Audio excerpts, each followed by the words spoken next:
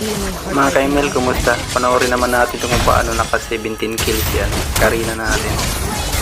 At siyempre sa tulong na rin ng mga Kaimel natin. Shoutout kay Mike.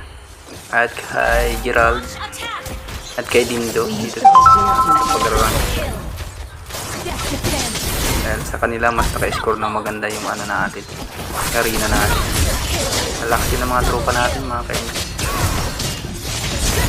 Dito naka triple kill pa nga yung Karina natin.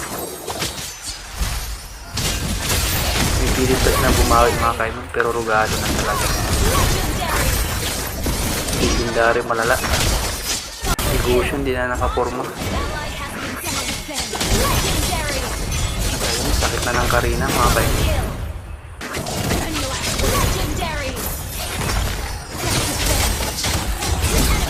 Pati yung Claude. Dito gusto